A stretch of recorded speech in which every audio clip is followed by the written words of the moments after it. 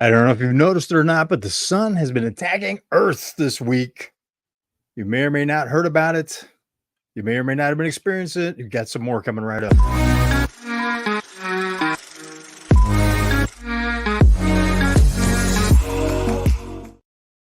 Hey, can you hear me now? Can you hear me? This thing on?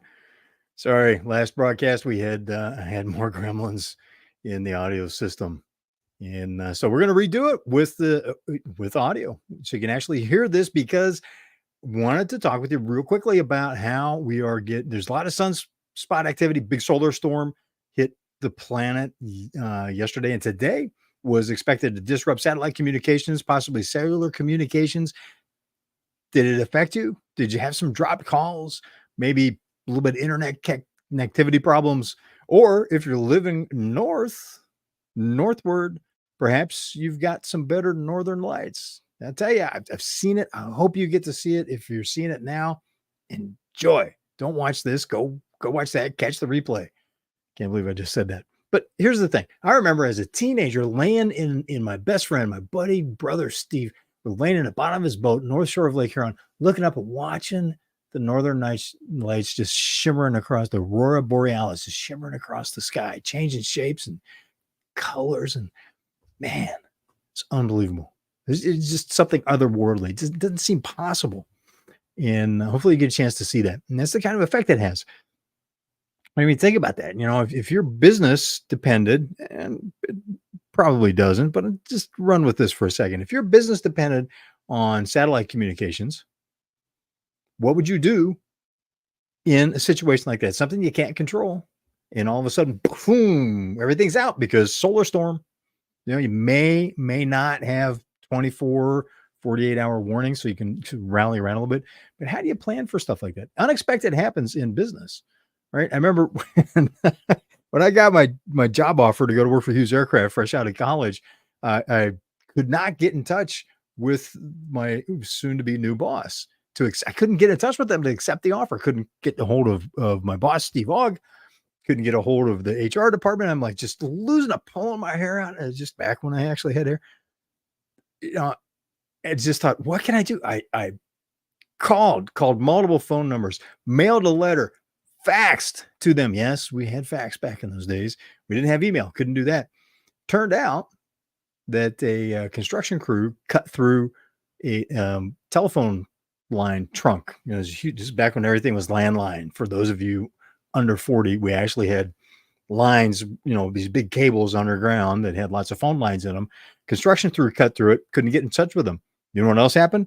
They had to delay the shuttle launch because that was where communication was being managed. At least that was the legend within the company. Had to delay the shuttle launch because some construction crew dug where they weren't supposed to and cut through the phone lines and the communications that were running through that facility. It's like, you know, what do you do? But I got in touch with them. Did everything it took to get in touch. We had a big laugh about it a couple of times, actually. But coming back to what do you do with things that go wrong that you can't plan for, particularly the economy? I've had this conversation with a few people, and one of my accountability partners, we were talking about this on last Friday morning.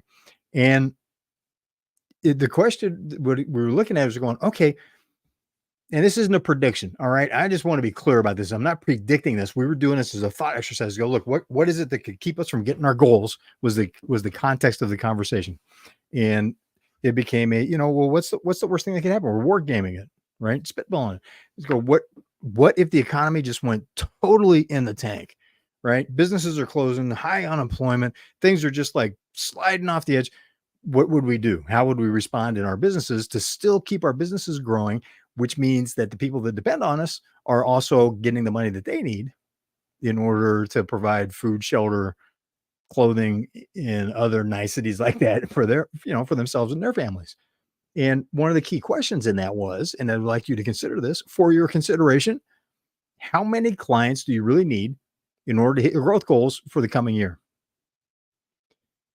And let's talk about your growth goals for a second. Take whatever your goal is, the thing that you think is just a little bit, go just a little bit beyond what you think you can realistically do next year, then add another zero to that. Let's start there. Now come back to that question. How many clients do you really need in order to hit that number?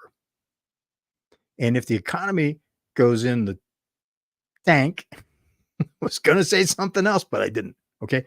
Too easy. Uh, what would you do? How would you go about that? And, kind of the conversation we're having is the number was relatively small for both of us compared to where we started from. And, or what, the emotion of what it seemed like it would take to still hit those goals. And it was one, and the next question behind that was, look, no matter how bad the economy gets, there's going to be that number of customers buying what you offer from somebody. It may as well be you. So how do you plan for that? How do you target narrowly enough? How do you build the relationships so that you're making sure that it's you they're buying from, not a competitor?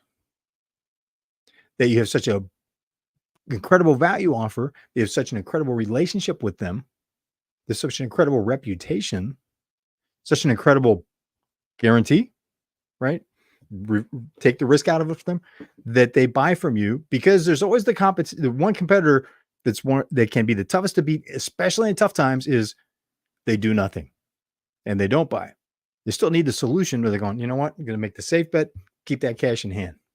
Well, if inflation goes off the charts, may not be the wisest thing, because the money's going to be worth so much less that, anyway, that's a whole nother story. But it's just looking at those kinds of really super unlikely, but still very trying and very possible things that happen. Because then what? When that doesn't happen, where does that put you? You're still growing like crazy. And when things are better, when you're in a best case situation, you're growing even faster than you would have otherwise. So consider that. Add a zero to what you think is beyond what you can do. Look at realistically how many customers, how many clients. Is really, what's the difference between a customer and a client? It's kind of a trip question. And I'd like to thank Larry Broughton for this one of my mentors. He wants to eradicate the use of the word customer, because customer is transactional. Client is relational. It's a relationship. With a client, you've got a long-term relationship. There's more value in it for them. Lifetime value is larger for you as well, because you're providing more value. And that's the basis of it, right? Now, some follow-up questions to ask after looking at, okay, how many? It's, how do you increase the lifetime value of each customer? How do you increase the value of each sale? Notice I didn't say price.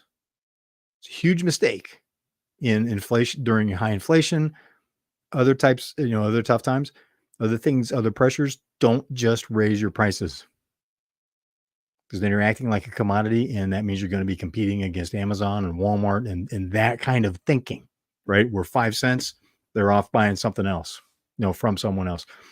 So don't do that. You need to increase the value for them. So how can you increase the value in a way that makes you a wise choice, even though it's a higher price, is higher value? You're making their life simpler. You're helping them increase the value that they do, especially if you're B2B, business to business. How do you help them increase the value to their customer? How do you reach new markets, new niches? And then the last component is that, how do you keep more once the money's coming in, right? So it's how do you more efficient internally with that, keeping the cost down, keeping the productivity up. So consider those. And, it's already December. So if you're making changes now, like I just did on Saturday, just replanned, or Sunday, just replanned everything because of something that just boomed, and said, you know what, we're going to just I'm going to hyper focus on this, which means replanning a lot of other stuff. Planning now, implementing now means you're not going to be getting money in the bank until February. Track it. Tell me I'm wrong. Some businesses are a little bit quicker, some businesses a little bit slower, some businesses are way, way, way longer, right? If you're doing business with the government, if you're in healthcare, billing, actually billing and actually getting the cash can be 90 days, 120, 180 days on a cycle, depending on how things are getting paid. Depends on how many regulatory middle people you have that are, but 90 days for small and mid-sized businesses I've seen has been pretty common. So get moving. No, I am. I'm like on this new thing. It's like going, okay, how do I better than 90 days? How do I make that January instead of February? And here's the cool thing. Your competitors, they're not going to be starting until March, which means they're not getting cash in the bank until, or I'm not sorry, not March. I got to get that cash until March because they're not going to start until January. They're still going to be done with like, oh, okay, New Year's is over while they're recovering from whatever they did New Year's Eve. They're going to start implementing because now it's the new calendar year and that's their plan. Most companies plan to implement at the beginning of the calendar year. Don't ever do that.